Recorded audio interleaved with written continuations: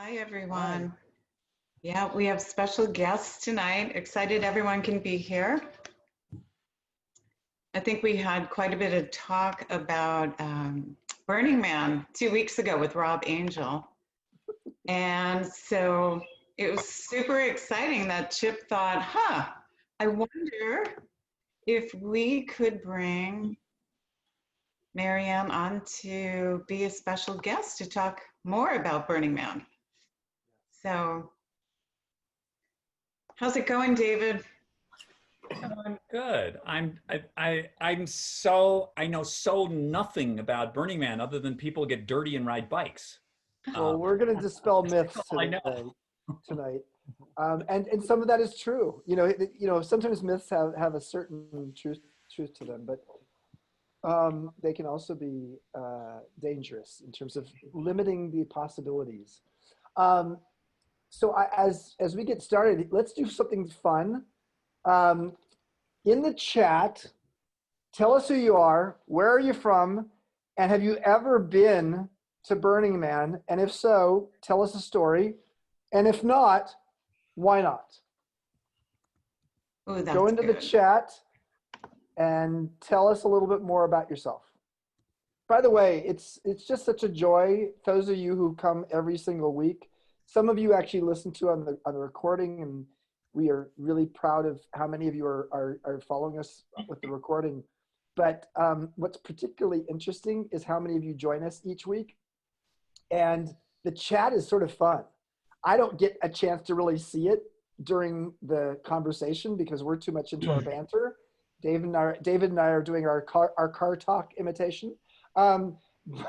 But what's fascinating is to see it afterwards and to see the level of conversation that's been going on. And it feels like, we're creating our own version of a community here over the course of time, all based upon happiness. And in fact, let's raise a glass to happy hour. It is the start of happy hour. And I'm going to pass it back to Laura as our moderator to let people in, but also introduce the evening. So I'm reading the chat says they're going through. It's kind of a mixed crowd. We have plenty of people who've been to Burning Man, some who are saying on my bucket list. That's the list I'm on. It's been on my bucket list. So we'll have an exciting evening tonight with the co-founder and CEO of Burning Man. And we will cover questions on the end. We did receive a couple through email. So everyone enjoy the show, and I'll kick it off to Chip to make the introduction. Or David, actually. I think David, tell us about our last guest, David. Oh, well, our last guest was in keeping with the 20% of guests who are on serious hallucinogenic drugs. And Rob was awesome. Yeah. The inventor of Pictionary. He's just such an awesome guy. Living his life to the fullest. No boundaries. Well, not no boundaries. No bounds, I should say. He's. I got a lovely note from him, Chip. I don't know if I passed it off to you. He was. Yes, you did. He was really touched. What he said was he's often talked to like college kids and younger people, and he was just so pleased to be here with a group of people his own age. Yes, exactly. That was super cool. I think that Laura's going to put in the show notes the ability for people to get purchase an autographed book of his, which is in support of his favorite nonprofit, which is College Track. So you buy a book and you donate one. And so if people are interested in that, Laura will put that in the show, in the chat. Are you putting it in the chat, Laura? I am. I'm putting it in right now. Okay. Perfect. Perfect. Yeah, I put it right into shopping cart. He was super excited to have people purchase, and then he would donate a book for every purchase. And so he's a fascinating guy. So David, speaking of fascinating guys, how are you? I'm good. There's a lot going on in multiple different mediums, and it's super exciting. I don't know, Chip, I'm just like, I'm in such a lucky position that like I get to talk to all these fascinating people from like all these, you know, science people, entertainment people, business people, and it's really enriching. And today in Ageist, for those of you who don't know it, it's the online magazine that David co-founded and really leads, was Carrie Otis. So tell us about Carrie Otis. Well, I just finished Carrie's book, which is tremendous.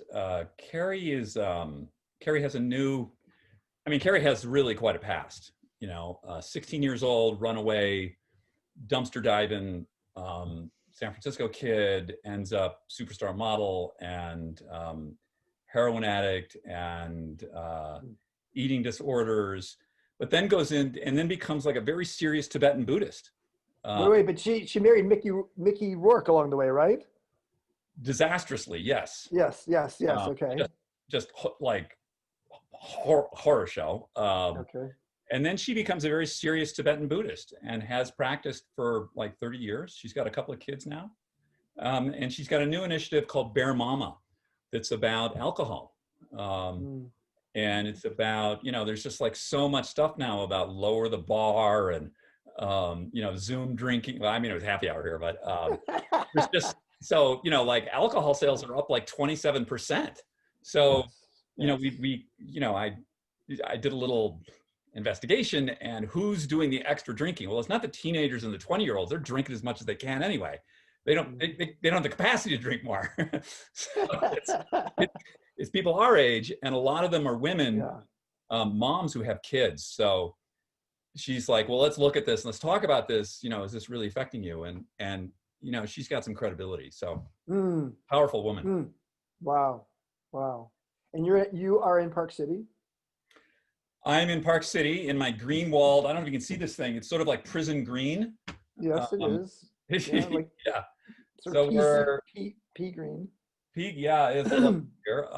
But you know, the air's good. I picked a very auspicious time to leave. I feel all my friends in California like, oh my gosh, Chip, like it's rough. Oy vey. Let's talk about that for a quick moment. And I've been lucky in my life to mentor a bunch of great people, including our guest tonight, Marian, who I love, and she's mentored me as much as I've mentored her. In fact, that's the best mentor relationships, is mutual mentorship, where you're learning from each other. And my first mentee of all time, some of you know this, was when I was 35 and he was 28, and he was not well known. He had a little, you know, hospitality business that he'd started. It was getting off to a rough start, and his sister said, "You need Chip as your mentor." And that's when I started mentoring a guy named Gavin Newsom. And he ended up becoming mayor of San Francisco. I ended up becoming his consigliere. So every Friday afternoon, I was in room 200 at City Hall, San Francisco, hanging out with Gavin. The flatline experience I've had in my life where I died was at his bachelor party. Because of it, actually, it wasn't at it, it was because of it. That's a longer story. And, you know, he's the governor of California now, obviously. And I'm having occasional long text messages with him about what to do. I sort of feel like I'm the weird mentor to the governor of the largest state who's gone through just hell this year. And all I can say for those of you who want to be a mentor when you grow up is the most important part of mentoring is to be loving and empathetic to whomever you're mentoring. And it is very easy to be empathetic to him right now. So California is in a world of hurt. California has been in a world of hurt before. It'll come back. But it's worse than I've ever seen it. And I was born in California and lived there forever until recently. So with that, we're going to do a little introduction of Marian. So I have a little bit of stuff I'm supposed to say, but then I'm going to go off script. So Marian Goodell leads Burning Man as the CEO, and she is one of the co-founders of the organization. And she's really had an enormous impact. I was on the board of Burning Man for about 8 years. And she's had an enormous impact on taking the Burning Man ethos globally. The 10 principles, how do you actually expand and be catalytic with a singular event that happens every year? And it's been a big part of her life. She's a friend of the ecosystem of community leaders, makers, artists, and social entrepreneurs. It's a big operation now, 120 year-round employees, an annual operating budget of like $45 million, but had to be halved this year because of COVID.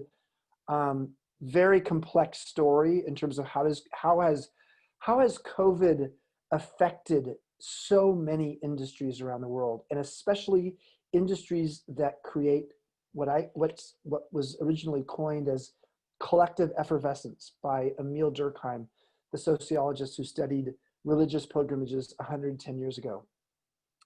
If you've ever been to Burning Man, you know Burning Man is a shining example of collective effervescence. Now off script, I will just say, Marian, I love you. It's been such an honor to be in your life. And let's talk for a moment about how we initially met. And I don't even remember the first time we met, but I do remember the time that all 6 co-founders came to my office in 2009, and we can talk about that story. But we met before then, I think, though. I'm sure we did.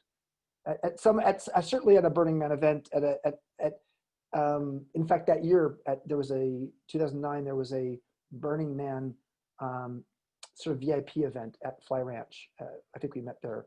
But how did we meet? Tell me. You know, And I have about the same memory as you do. I remember coming to your office, and I think we came to your office before the event at Fly. But if yeah. Well, it was my mission once we realized we were leaning towards a nonprofit to find the notable burners that were willing to sort of out themselves, and particularly business leaders. Once when we were just in a celebration and people were coming from all over the world, but then when we needed to raise our profile, I sought out people, and I think both Harley and I kind of knew through people that you'd been, and I know that you invited maybe me or Harley to come to your office, and then all 6 of us showed up together. Yeah, so giving some background, so for people who don't know much about Burning Man, give us a quick 2-minute on what's the history of Burning Man and what is Burning Man. Well, Burning Man started on a beach in San Francisco in 1986. Larry Harvey and his friend Jerry James were doing a creative act. 20 people, it became 40 standing around the fire. It moved from the beach in 1990. Too many people showed up, and so they took it as an overnight event into the Black Rock Desert. Black Rock Desert's about 100 miles north of Reno, dry lake bed, no infrastructure, nothing. And from that, they started with 80 people and grew it sort of doubly and created a structure and organization, and then would take everything away. And it was a limited liability corporation. It was a partnership until 95, 96. It became a limited liability corporation in 96, 97. And I came along at about that time period. And then in 2008, we had our own sort of internal crisis about what did our future look like? What were the leaders going to do? And an LLC is not really the right kind of mechanism for a long-term community. And so we leaned into nonprofit. So this is one of those amazing situations. I'm sorry, yeah. Go ahead, finish.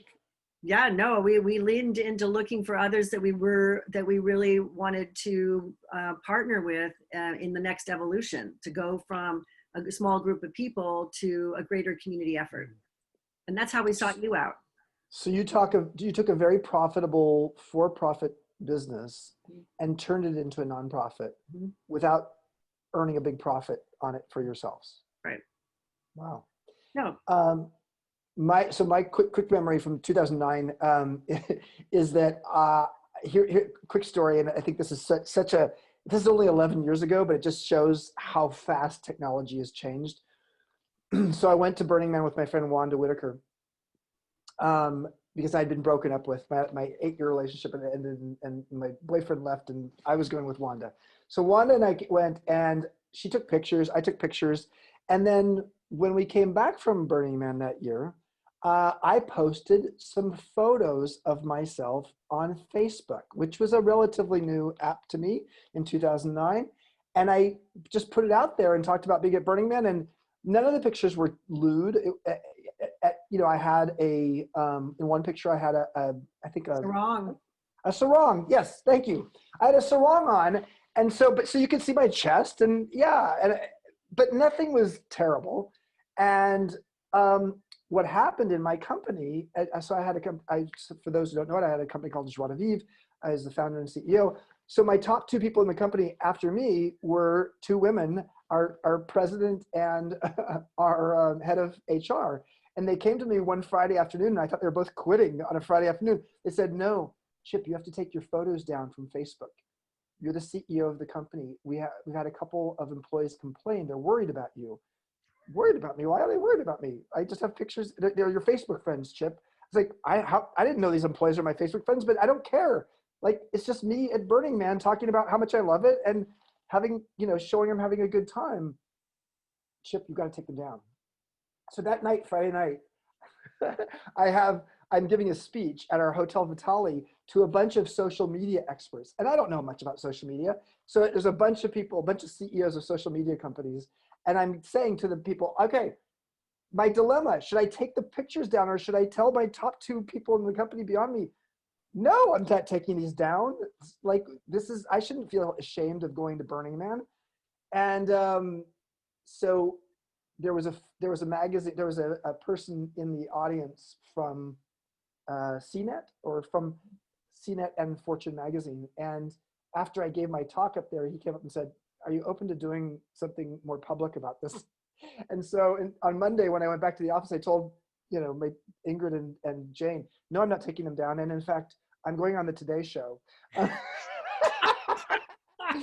And I'm going to talk about why companies it was exactly at that time in 2009, where companies were saying to their employees, you have a responsibility as an employee to not embarrass the company. And here was the CEO saying, "You know what, that's bullshit.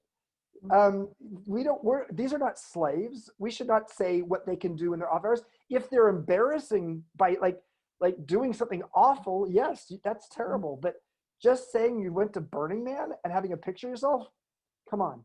So, and then that went pretty viral. I think that's and how we spotted you. That's how you spotted me. And then, like I said, we're coming over to your office and talking to you about joining our being a founding member of our nonprofit board. So, okay, that was way too much information. David, this is take us back to a place where people who don't know much about Burning Man can ask a question and say, "What the hell is this?"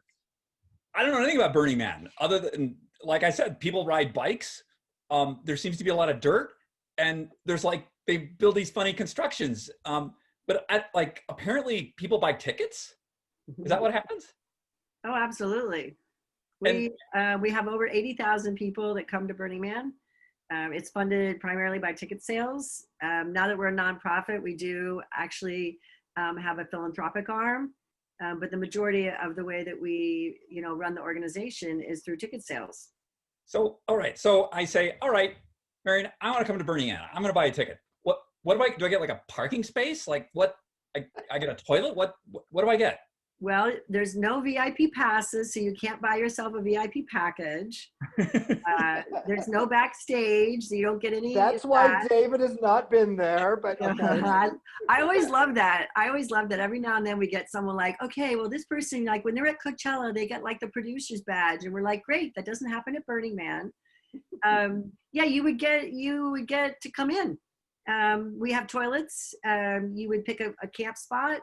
There are camps that actually apply for a location that gives them more interactivity. So a theme camp is a group of people that get together and decide that they're going to be interactive. And so you could join a theme camp. You might know people with a camp or a theme camp. You might say, I'm going to come and I'm going to do something. I'm not just going to participate from my bicycle, but I want to help build an art car. I want to help build an art installation. So many people, as they think about wanting to go to Burning Man, they actually start by seeking out, where is it I'm going to contribute? How am I going to participate? because really being there is a very engaging environment. So did you say 80,000? Like Yes. 80,000. Okay. 80. Like the maximum number of people we had in 2019 was like 78,000 people at one time. And it's about And you have a waiting list. I mean, how many people, you could have 200,000 people in terms of the demand. Yeah, there's more than 100,000 people that try for the tickets. And how long does it go on for? We open on a Saturday to Sunday night, so midnight into Saturday night into Sunday. And then we are all the way for a week until Monday of Labor Day. So it's 8 full days. And so now, before we came on, there was this picture behind you with a structure. And I said, what's that? And you said, that's my temple. And I was like, you belong to what temple? And you just kind of laughed at me. Tell me about, what's the temple? Well, the temple, there's an annual temple. That's the image right back there. And the temple it's a place where people usually go to grieve and reflect. It was started by a gentleman named David Best, probably at least at this point 15 years ago. And it was a place for people to let go. And so at Burning Man on Saturday night, the man burns, and on Sunday night, the temple burns. So the revelry and the ruckusness are the like, we're done, it's over, is Saturday night. And the reflective of letting go and completion often happens for people on Sunday night. Lots of paraphernalia for people's lives, or memorabilia really for people's lives, photos and wedding dresses, books, stories, lots of stories. And it's usually made so that people can write on it and leave things and staple up photos. So it's a really powerful place. There's usually quiet, contemplative, and that burns. Oh, that's awesome. I love that. It's so interesting. You used the word paraphernalia, and of course, when a person has paraphernalia associated with Burning Man, they think of something else. Yeah. I think what are the myths around Burning Man that you think that are most inaccurate, not capturing what Burning Man really is? Well, it's the naked hippie drug freak fest thing that is just, so far from what it really is. It looks like that. That's why I go there. Well, but so explain that. Explain like there's 5,000 people or more in family camp. Wait, there's families at Burning Man? There's plenty of families at Burning Man. There's usually about the families can register their kids in case they're lost. So there are usually at least 1,000 children that are registered of the 80,000. We're from all over the world. 25,000 of the people actually come from overseas that are not American. And the ages, I've met women in their 90s. A woman who came and celebrated her 90th birthday at Burning Man. Our demographics say that the median age is 34, 35. It's not a 20-something thing. We're seeing a lot of parents and children come, so it's become more family, and particularly it's the parents that are in their 50s that are wanting to bring the kids, or in their 60s that have had this experience. That really, it's very eye-opening. It opens your heart, and it's a journey. It really is. Getting there is a journey. It's not easy. It's deliberately challenging. So from that, it's really. It's people connect with themselves. They find something more creative and more hopeful. And that's much more transformative than just imagining that it's a drug-filled nudist colony. I want to like undertake a rebranding exercise.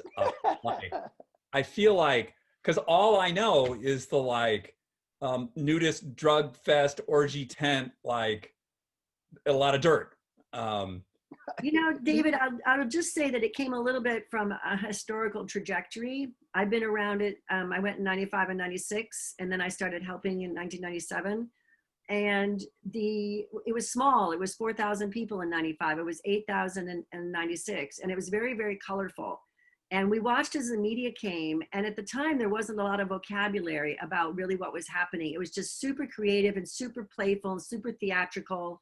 There weren't even a lot of art cars. The camps weren't very big. It was just super playful.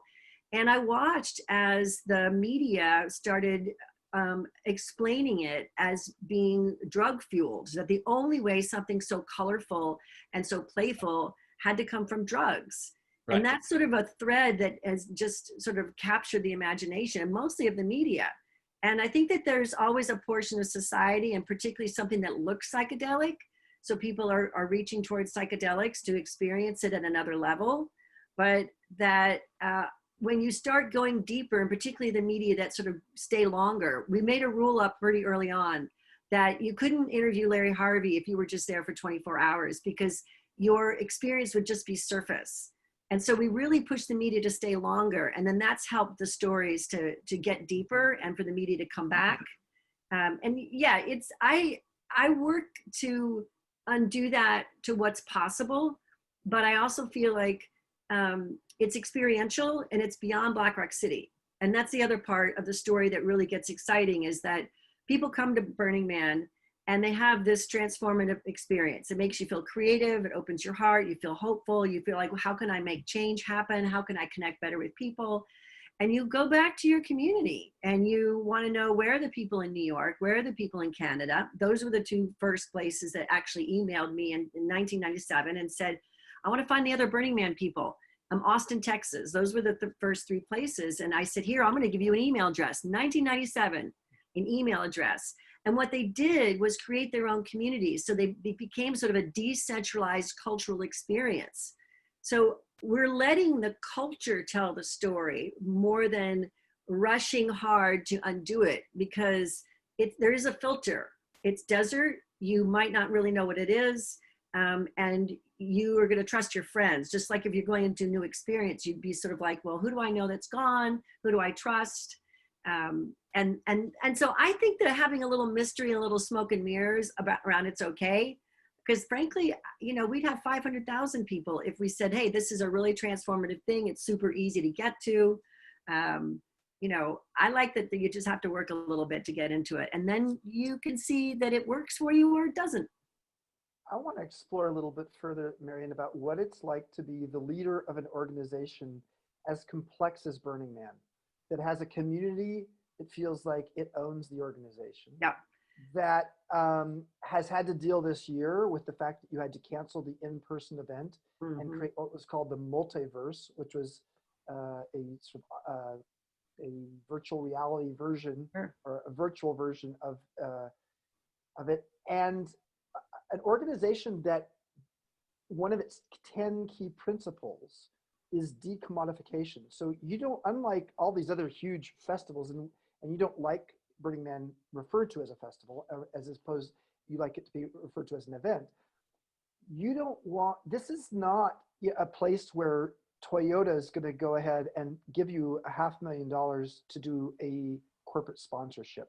So explain what it's like to be you in that role, having worked with you and occasionally been at your side holding your hand. Talk about what it's like to lead an organization like this, especially as a woman as well, in a very, you know, an organization, a Burning Man culture that sometimes can feel a little bit overly yin. Is that right? Yin or yang? Whatever. The one, you know what I mean? The male thing. So talk. Very well. You know, it's called Burning Man. So, and Larry is really the ultimate initial founder for it. I think over the years, he definitely softened the shape of the man, and he was very supportive of the fact that of the 6 founders that built the modern organization, 3 of us were women, 3 were men. He, you know, gave me and Harley and Crimson a lot of breathing room to build a leadership structure. And I feel that it's a very female-centric, very female-positive environment to be in. I felt really super lucky. At one point, my dad was concerned that I was in a sort of chaotic environment. And I told him that I had, and this is before I was CEO, that my leadership position, that I was able to really come into my own being part of Burning Man. All of my business self and my creative self had really found a home. It's been very interesting, as you mentioned, to have been part of something that went from being an event fairly laid back. You mostly more or less got tickets to an organization, an LLC, creating business structure, then a nonprofit. And when we were in that growth period, we didn't have one person at the helm. The six of us made our decisions very collaboratively. We had departments we were broken out into. And in 2013, when we made the decision that you were part of, which was the nonprofit existed and the LLC existed, and it was time for the LLC to give itself into the nonprofit, we really felt that there needed to be, one person at the helm. And it's been a very interesting and sometimes awkward and also very empowering position to be in, to imagine that I'm the CEO of the organization and I am the business leader for the event, which is still co-created with participants. And that those are two parts of the ecosystem that then generates the culture. And I don't feel like I'm the CEO of the culture. That's absolutely impossible. I'm fortunate enough to be steering the manifestation of the organization that's helping keep the event in play, and then help mentor the rest of the culture. I think the event will go away someday. I think something natural will happen. I don't think we're there yet. I don't think we should go there yet. But then I'm going to feel better if the culture has been manifesting itself and it will continue on as a culture without the stimulus from the organization. So it's been very challenging. You did bring up the multiverses. And boy, that's been... Explain what that is. Wow. So when we decided we had to look forward to canceling, we had looked far enough in advance. This was in March. We spent about 2 weeks watching the movement of the pandemic and made a decision in early April to cancel the event. In the course of canceling, it seemed really obvious to just throw down that we would be going online when we didn't really know what that would mean. And then in the course of a month of thinking it through, we started hearing from the community about the ways that they wanted to do that. And parallel, we do an annual theme. And Stuart Mangrum, who does the theme, in October of 2019, I don't know how he thought that far ahead, came up with a theme called the multiverse. And the multiverse was how you look at yourself at Burning Man in different layers. Well, it became the perfect theme as we moved into an online version. And basically 2 weeks ago, we manifested Black Rock City as we would have, but the participants in the community brought together 8 different worlds. So 8 different platforms. So virtual reality, using Zoom, and all of these were portaled off the Burning Man website. So if you went to burningman.org, you would have a place that you could choose.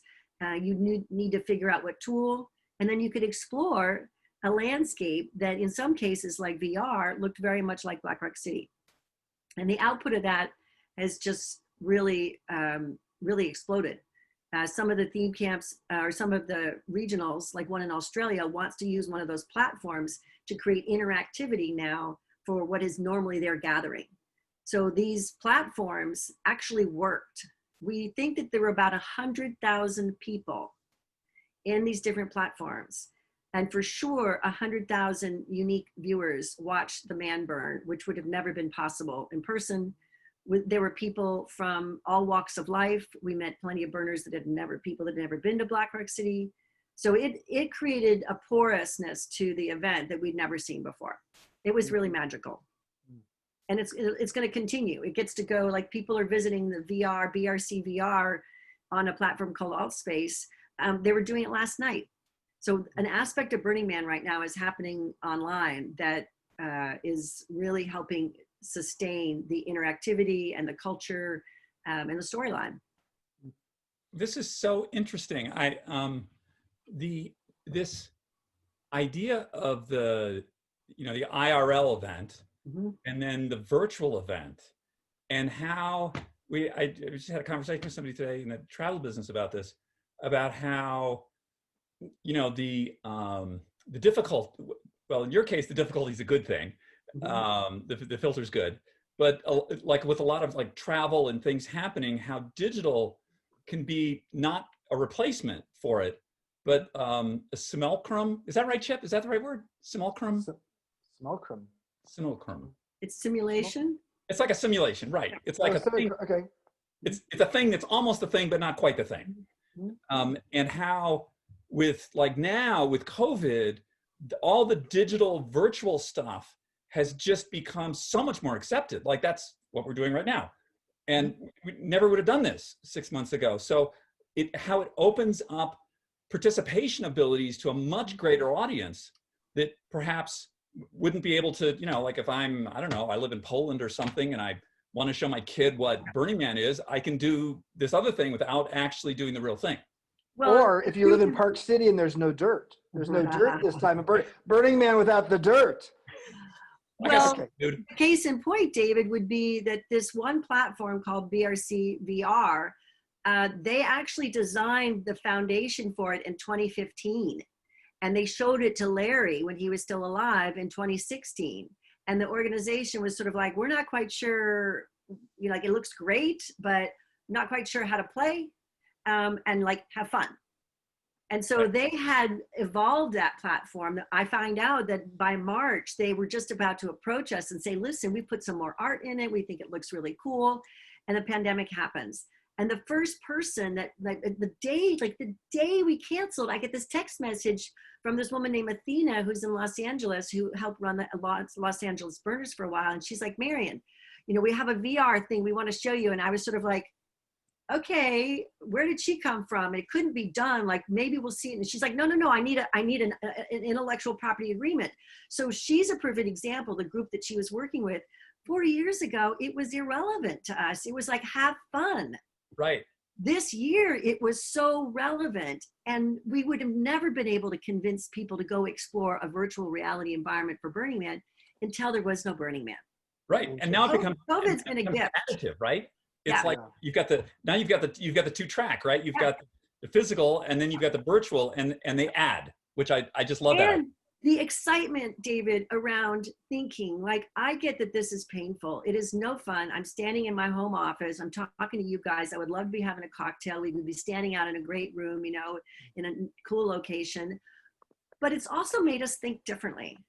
It really has made us think, yes, about what's important and what we're missing, but it's also made us think about how we communicate, how we present ourselves, and what are the important cultural things. Right. So for me, to watch these different groups rethink the things that we took for granted about how we engaged at Burning Man, and they worked really hard to create cultural tools to actually create interactivity online. That was the magic. Oh, that's genius. And that's the genius of Burning Man in terms of creativity and innovation. Yeah. In just a moment, I'm going to pass it on to Laura, who can then open it up for questions from the audience. So if you want to ask a question, go ahead and put it in the chat. So Marian, long ago I said, the more digital we get, the more ritual we need. That was like this thing I believed. And I believed at that point that, okay, the more URLs there are, the more need there is for the IRL in real life experience. Mm-hmm. What do you think now? I mean, speaking about Burning Man for a moment, how do you create a hybrid world of both, and what are the options without giving us and are you going to be on the playa next year in 2021, and when do you make that decision? Okay, so I think you're absolutely right. The more digital we get, the more ritual we need. And maybe I even had your words in my head when we secretly, as soon as we canceled the event, I contacted a staff member and said, we're going to burn the man. And they were like, what do you mean? And a very small group of 3 or 4 people worked for 3 months so that we could build a man secretly so that we could burn it. Because exactly what you're saying is true. Like, even if the event is canceled, people that are attached to that ritual need to have some sort of touchstone. I learned that from you. I learned that from Larry. It was always about the ritual. Like, people return to that same location. If we can't be in that location, we're going to burn the man on the internet. And the other thing we added is that Crimson Rose, who is one of our cultural founders, as you know, who lives in Gerlach with her husband, she has always been the person that starts the fire. On Monday at Burning Man, using a parabolic reflector and using, she from the sun starts a fire that she tends to for the week that lights the man. I thought she should do that for the rest of the community. And so they did, and they live streamed it. It worked. She was in this beautiful flowing with her long, gorgeous gray hair in the middle of a labyrinth. And I was really moved. It didn't really matter that I was watching it online because the ritual was happening, and I felt so close to the moment of her blowing hair and the fire lighting from its little bit of leaves in her hand.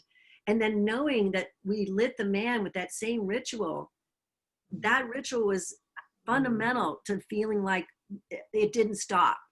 You know, we may not have been together for it, but the ritual of burning the man has to continue. Wow. So you were totally right. Woo! All right. David, I'm going to pass it on to Laura unless you have any other last thought. Good. Okay, Laura, take it away. David, are you going next year? We should go. We should go. Well, yeah, I think we should. I don't know how to have a camp, but we should have a camp, right? Okay, yes. Of course. Yes. We'll work on it. We'll work on it. You should have a camp. We've had a couple of questions coming through even before tonight's show, so I'm going to pose those first, and the chat is blowing up. People have many questions, so I'm going to be really quick. So there was a question, will there be tickets next year, and what is the ticket allocation? 2020. Oh, right. Yeah, and Chip, you did refer to that. What about 2021? We're in the middle of taking a look at that, what that answer is. From where I'm sitting, to be totally honest, if you just use the practical way in which the pandemic and its behavior and how it's moving, you would probably say that for 80,000 people to gather next August, that's probably a long shot. But we're looking at it differently. We're beginning to look at it as if our culture is accustomed to figuring things out. And we taught ourselves a lot about community and gathering.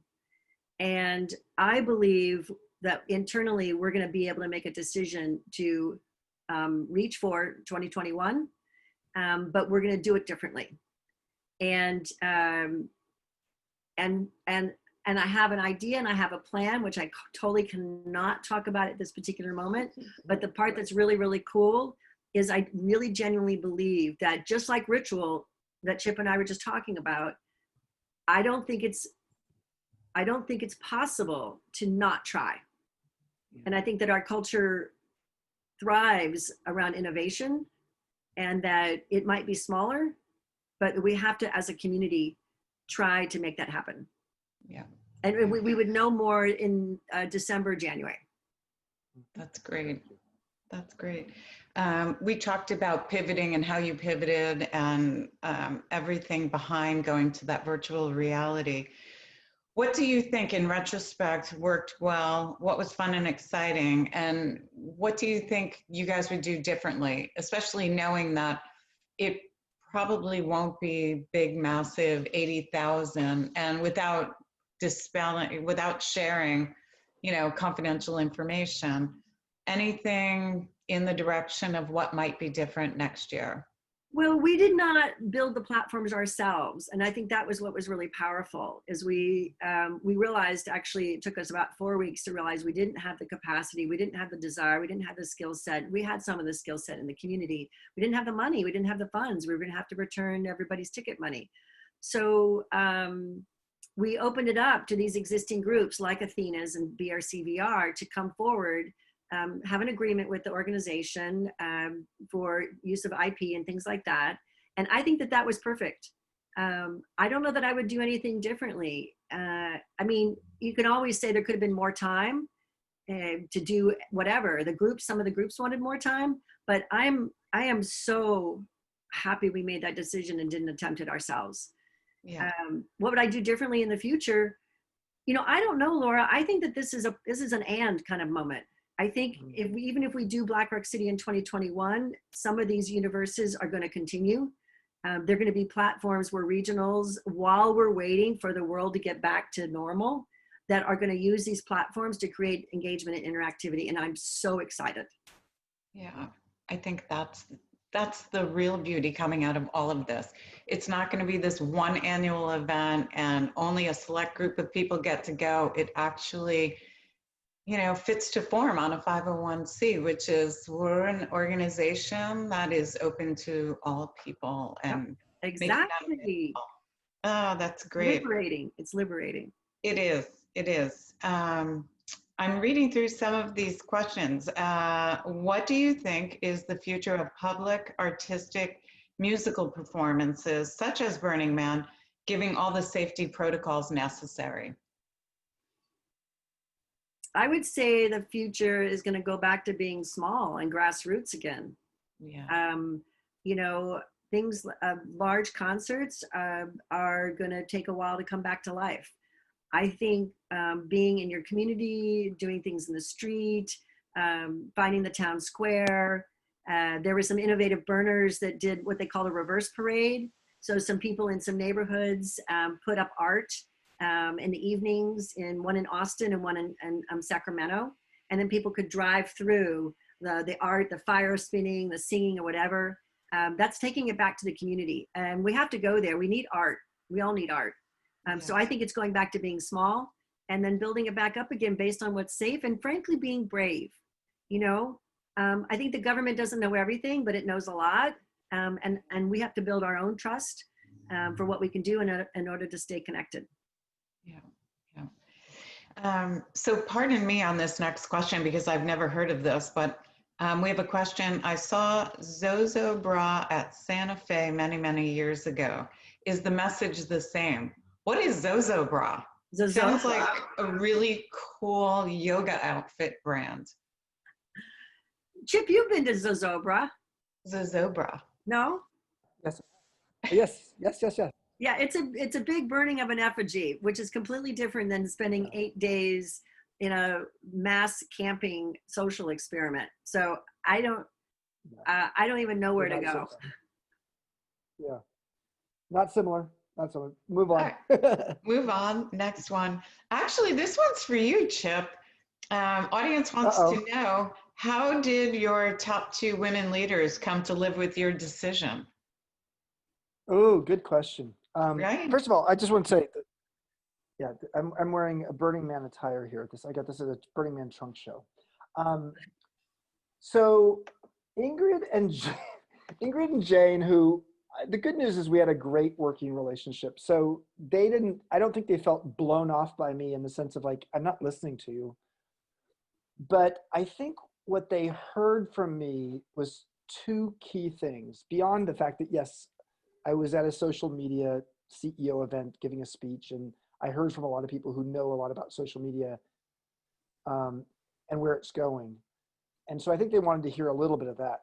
But I think the 2 things they heard from me were the following. Number one is the name of our company is Joie de Vivre, Joy of Life. And if we're going to become a killjoy as an organization by enforcing people to sort of somehow constrict themselves, it is not well suited for the ethos or values of how this company was started and why it attracts the kind of people it does. I think they got that message. And the second thing I said is to be respectful, if there are a couple of employees who have reached out and are worried, I would love to, if they're open to it, have one-on-one conversations with them so that, they can feel comfortable that if they have a worry that somehow I've lost my mind or that I'm going into the desert and living all the myths of, Chip went there, that means obviously he's having sex with everybody, et cetera, et cetera, et cetera, that I can have a one-on-one conversation with them, not to explain myself, but actually to listen. And so that's what I did. I ended up having conversations with both of the employees, one of whom had been traumatized at Burning Man in a prior year, like a couple years earlier. And so some of what she was feeling was her own experience with Burning Man. And the other one was a really devout evangelical member of our staff on the housekeeping staff who just,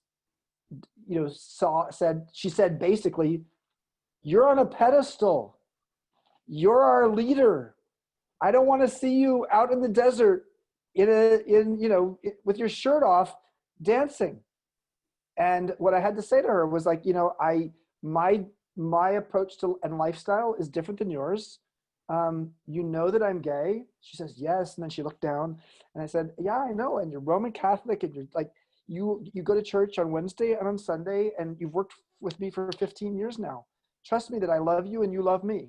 And this is part of loving me. Love me because this is something that I love.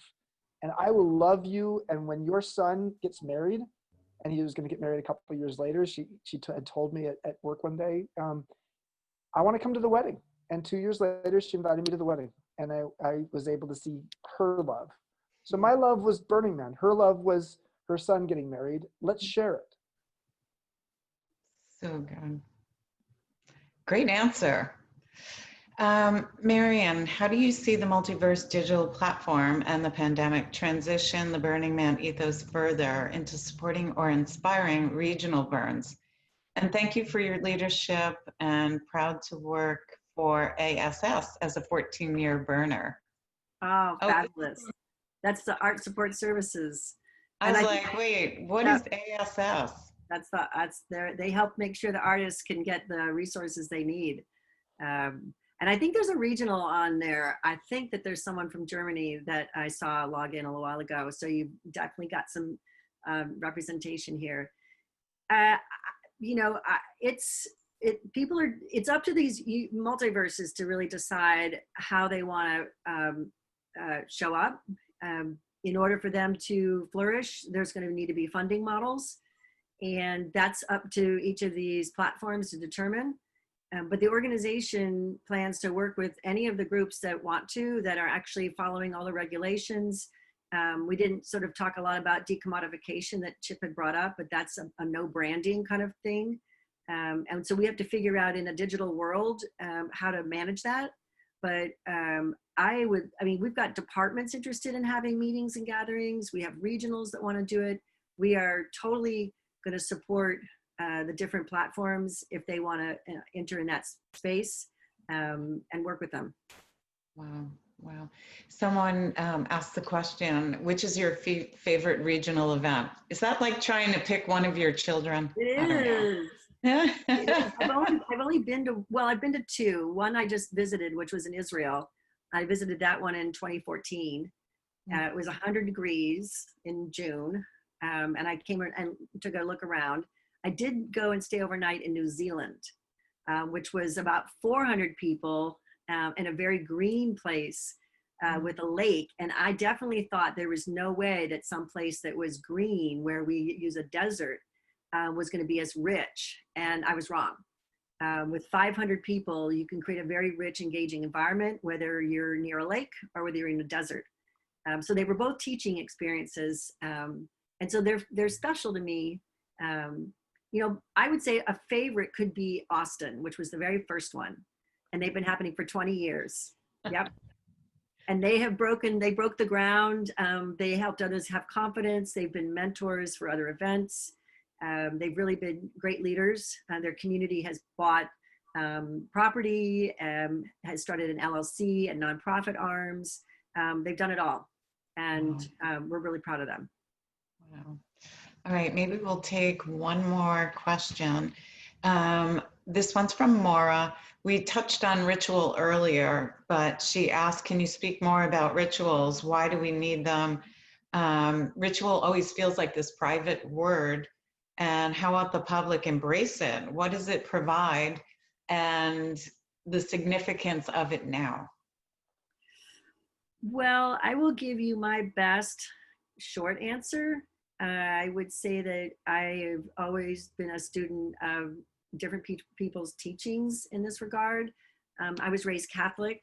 I can say that I didn't really quite understand what ritual was until I came around Burning Man. And Larry talked a lot about ritual. And Chip, I know, has traveled the world and and sought some of the answers to this. And he's probably a better teacher for that. But from where I'm sitting, it gives you a sense of place in the continuum to be able to engage in a ritual. And although I don't practice Catholicism anymore, when I do go to church, I absolutely feel part of a history, and it gives me a sense of where I stand in the continuum. So that's my gut answer. Chip probably has a better answer about my ritual.